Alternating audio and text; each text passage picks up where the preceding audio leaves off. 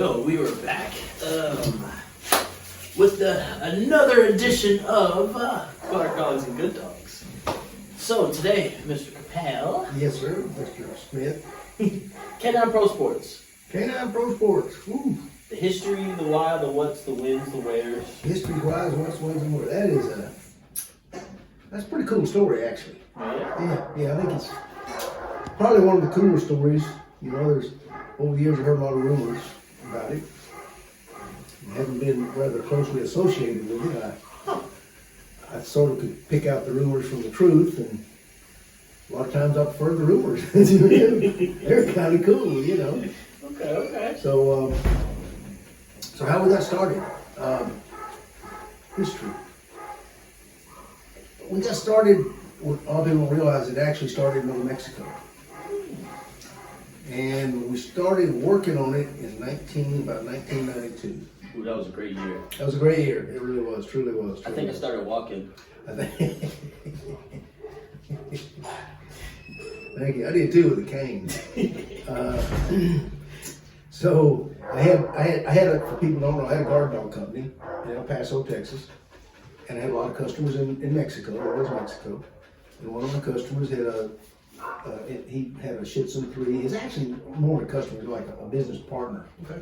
He wanted me to set up a guard dog service in Mexico. But he went and imported him a Shih Tzu 3 titled Rottweiler. High dollar. And he was looking for serious protection dog. And he understood that the Shih Tzu trained dog was not necessarily what he needed for real life protection for his family and every day on the street. So we got together and started training. And there's a big international park right on the border. And anybody from either country can go, and I forget the name of it, in El Paso. Anybody can go, whether you're on the Mexican side or American side, everyone can go to this international park. And that's where we started training his Ronnie. And Abel Cardinal was his name. He noticed that whenever we get out there training his Ronnie, we draw a crowd. And always interested in making another buck. They had the bushel baskets of money he had stashed in his house. He approached me one day and he said, you know, people they all come see. So make me a sport. He had a little high voice, high squeaky voice, a little short guy. Napoleon complex deluxe. but a great guy. And that's exactly what he said. He said, make me a sport. The people, they come watch. Okay, Abel, well.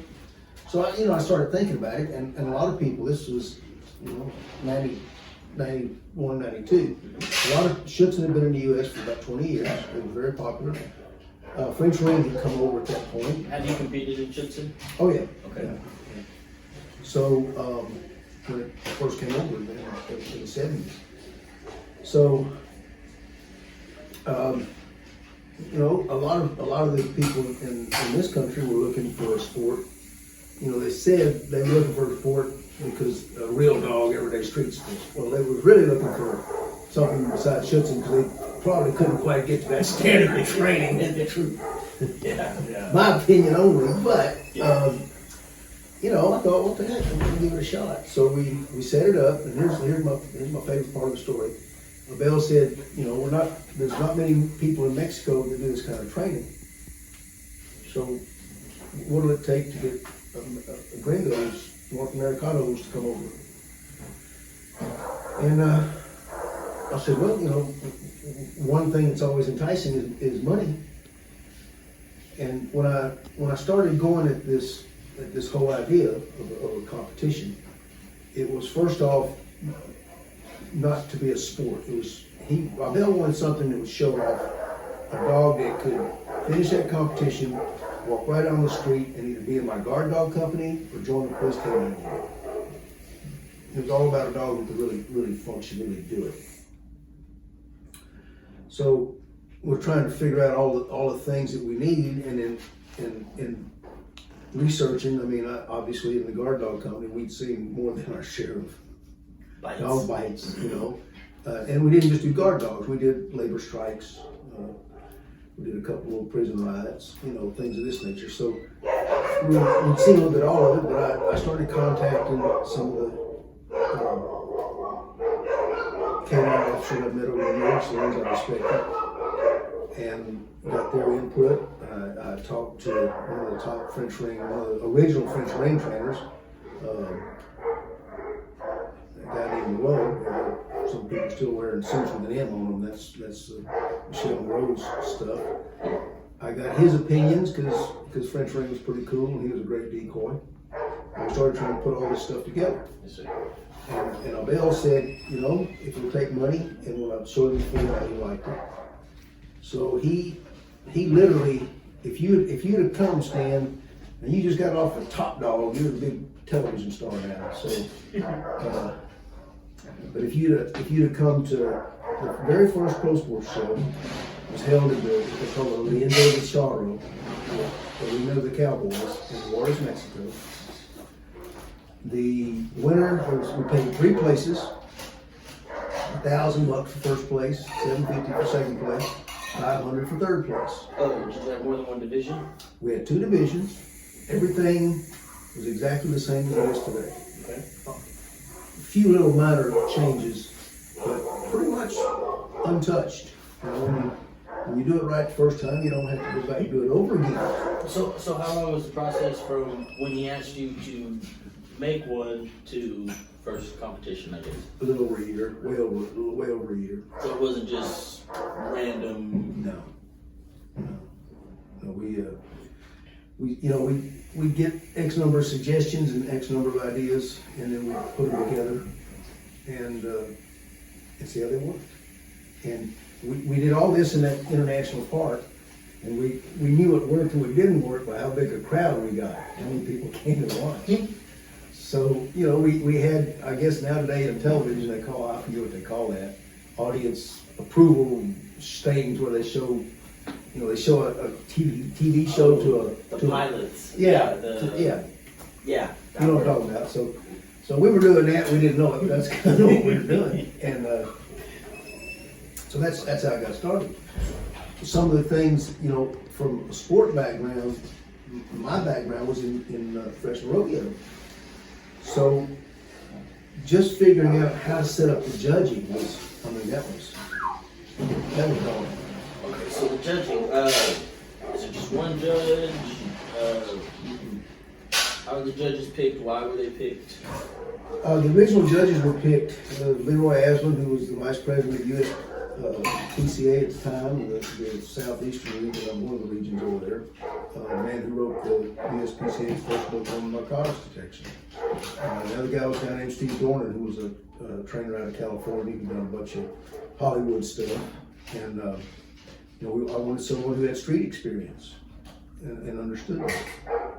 So that was how we started. And then the one thing that's always confused me about dog sports, there's always one judge. If you go to the Olympics and you see the gymnastics, they got 10 judges. You know, I mean, come on. Professional rodeo has 2 judges because something can happen on this side that looks different on this side. And they want to judge on each side to get a complete picture of what's going on. So as I'm fond of explaining to people, I sort of brought that same concept and put it into pro sports. For instance, you can be the judge on this side, and a dog can run and go, and you can look at it, and it looks like a full mouth bite if you're judging the bite. Right? But if you're on this side, and he comes up and does this, you can see he's just happened to be turned halfway sideways. So 2 judges are going to give you a clearer picture. And that's what we want, the best picture of how your dog's performing. 2 judges, especially when there are 2 judges that don't know each other, do another thing for you. They make sure that the guy put on the trial didn't hire his brother-in-law to be the judge so that his sister-in-law gets to be the winner. So it was keeping it honest. Keep it honest. Yeah, everything's written. Every healing left, right turn has a definite point value, and you see it, and the judges mark that as they're watching you perform. Unlike Schützen, and I know I'm not Schützen, I have great respect for him. it's not Schitzen anymore. It's, I forget which, they're using some other initials this week. You know, IPG. IPGXY. You know how you get the initials for those, don't you? You get your can of soup. Alphabet soup. Pour it in a bowl of hot water, the first three letters that pop up, that's the sport for this month. Because you don't want SpaghettiOs, you just say. And no, don't use SpaghettiOs. No. We had ooh sport. So anyway, you know, it literally, I don't understand why dog competitions that have people investing so much time in their dogs, and their money, and everything, why they always have one judge. Because you know, it's. So you said you have a point value, so you start at 200 points and each thing that you do is just -1, -5. Like how does the points work? No, yeah, that's how they judge like an AKC obedience deal. Okay. So you can have a dog who goes in there and is a total robot. I've done most of all the dog sports. I've done the competition sports. I never enjoyed them because so many of the dogs on the field were strictly, as soon as they got off the field, they was rushed to the car and thrown in a crate because nobody want to live with that beast and drive around in the car. And pro sports is about a real life application, security dog. Your dog's got to be with you 24/7. They've got to be well behaved. They've got to be proper. So what we're looking for is, and I forgot the question, what was it? How the points? Yeah, the points. What we wanted to do was set up. You got a left turn, right turn. You got 5 points for this, 5 points for that. You've got the fight of the dog when you get to the bite parts, the bite protection exercises. You have the dog's ability, as we call it, intimidate, dominate, and control the person. And there's no one way to do it. A big old Connie Corso might reach up and grab you and jerk you on your nose. A bullet quick Malinois might hit you in the kneecaps and knock you on your face. Those are how we're judging. We're looking for practical application of what it takes to survive an attacker. Real security dog. So how are the exercises set up? Is there any? Oh, wait, I got one more thing on the history. I got to tell you one thing. Okay, let's hear it. So Bell puts up all his money. Rents the Enzo Di Charo. We got advertisements on TV.